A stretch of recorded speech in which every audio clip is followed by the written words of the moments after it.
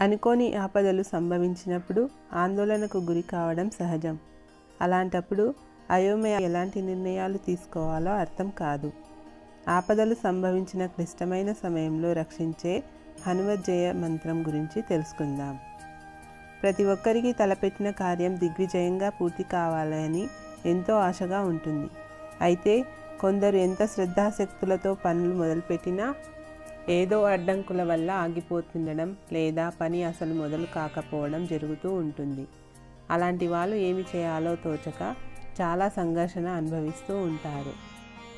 హనుమజ్జయ మంత్రం ఏదైనా ఆపదలో ఉన్నప్పుడు లేక ఏ నిర్ణయం తీసుకోవాలో దిక్కుతోచని పరిస్థితిలో ఉన్నప్పుడు, మనసు దుర్బలంగా ఉన్నప్పుడు ఒక్కసారి జయమంత్రాన్ని నమ్మకంతో పఠించి స్వామికి ఒక కొబ్బరికాయ పంచదారను నివేదించి నిర్భయంగా ముందుకు సాగితే అన్నీ సానుకూలంగా జరుగుతాయని వాల్మీకి రచించిన రామాయణంలోని సుందరకాండలో వివరించడం జరిగింది.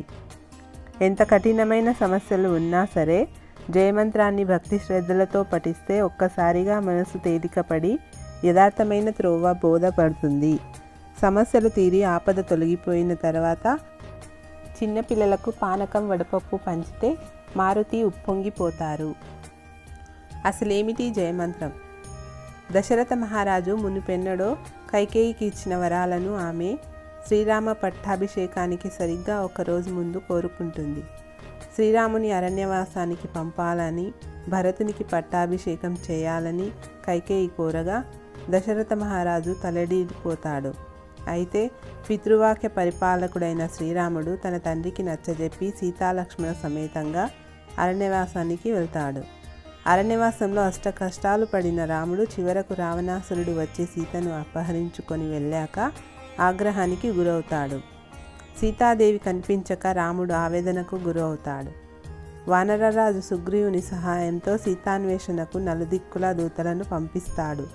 ఈ సందర్భంగా దక్షిణ దిక్కుగా దూతగా వెళ్ళిన హనుమంతుడు సీతను కనుకొని ఆమెకు శ్రీరాముడు ఇచ్చిన ఆనవాలను చూపించి ఆమె దుఃఖాన్ని తగ్గిస్తాడు. రామాయణంలోని ఈ భాగాన్ని సుందరకాండ అంటారు. శ్రీరాముని, లక్ష్మణుని, సుగ్రీవుడిని కీర్తిస్తూ సీతమ్మకి నమ్మకాన్ని కలిగించి లంకాదహనం చేసినప్పుడు ఆనందంగా తన స్వామి వైభవాన్ని కొనియాడుతూ పని పూర్తి చేసుకొచ్చిన అద్భుత మంత్రం జయమంత్రం. శ్రీ ఆంజనేయ స్వామి వారి జయమంత్రం శ్రీ రామాయణంలోని సుందరకాండలో ఉంటుంది. అత్యంత శక్తివంతమైన ఈ మంత్రాన్ని నియమనిష్టలతో ప్రతిరోజు కానీ, ఆపదలు సంభవించి దిక్కుతోచని స్థితిలో ఉన్నప్పుడు కానీ పఠిస్తే తప్పకుండా ఆపదలు తొలగిపోయి హనుమ అనుగ్రహంతో కష్టం నుండి బయటపడతాం. ఇది తథ్యం.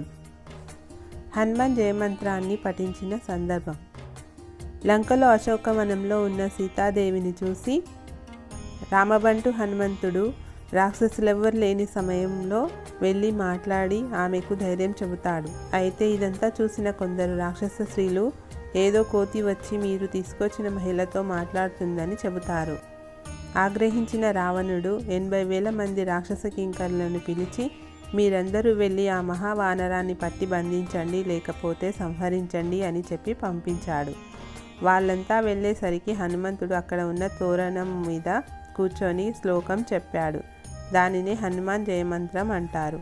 ఇది సుందరకాండలో ఓ ఘట్టం. రాముడు, లక్ష్మణుడు విశేషమైన బలంతో వర్ధిల్లుతున్నారు. ఆ రాముడి అండతో వానరరాజైన సుగ్రీవుడు జయంతో శోభిల్లుతున్నాడు. అలాంటి రాముడికి దాసానుదాసుడను నేను. నా పేరు హనుమ. నేను యుద్ధంలో ప్రత్యేక ఆయుధాలను వినియోగించను. ఈ రావణుని సైన్యాన్ని నా అరికాల కింద పెట్టి తొక్కేస్తాను. నా పిడిగుద్దులతో చంపేస్తాను. పెద్ద పెద్ద చెట్లతో రాళ్లతో కొడతాను. 1000 మంది రావణాసురులు నా భుజాల కింద ఒక కీటకంతో సమానం. నన్ను ఆపగలిగేవాడు ఈ లంకా పట్టణంలో లేడు. సీతమ్మకు నమస్కరించి ఎలా వచ్చానో అలా ఈ సముద్రాన్ని దాటి వెళ్ళిపోతాను. నన్ను పట్టగలిగే మొగాడు ఈ లంకా పట్టణంలో లేడు అని జయమంత్రాన్ని చెప్పాడు. అప్పుడ 80,000 మంది కింకరుల ముఖ హనుమంతుని మీదికి లంఘించారు.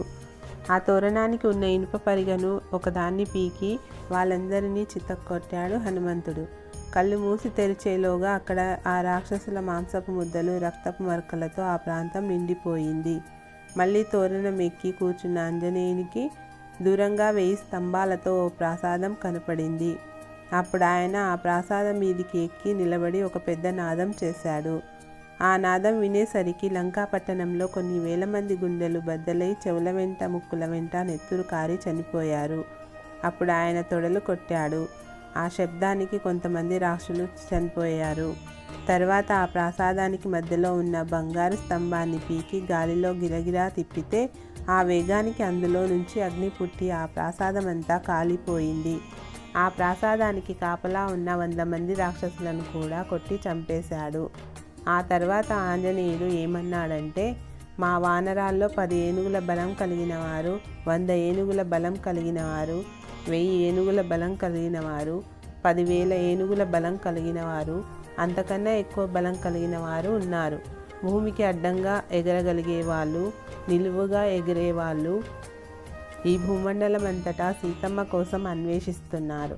వాళ్ళెవ్వరూ మిమ్మల్ని విడిచిపెట్టరు.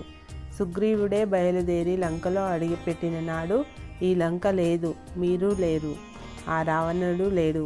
ధర్మాత్ముడైన రాముడితో వైరం పెట్టుకున్న కారణం చేత మీరందరూ మడిసిపోతారు అని చెప్పి మళ్ళీ తోరణం మీదకి వచ్చి జయమంత్రం చెప్పాడు. అమ్మ కొట్టింది, నాన్న తిట్టాడు, ఎగ్జామ్స్లో తక్కువ మార్కులు వచ్చాయనో ఫెయిల్ అయ్యామనో ప్రాణాలు తీసుకుంటున్నారు కొందరు పిల్లలు. అసలు కష్టం అంటే ఎలా ఉంటుందో, ఆ కష్టాన్ని ఎలా ఎదుర్కోవాలో వాళ్ళకి నచ్చేలా కథల రూపంలో చెప్పడం, ఇలాంటి శ్లోకాలు చదివించడం వల్ల కొంతైనా వారి ఆలోచన విధానం మారుతుందని ఆశిస్తూ జై శ్రీరామ్, జై హనుమాన్.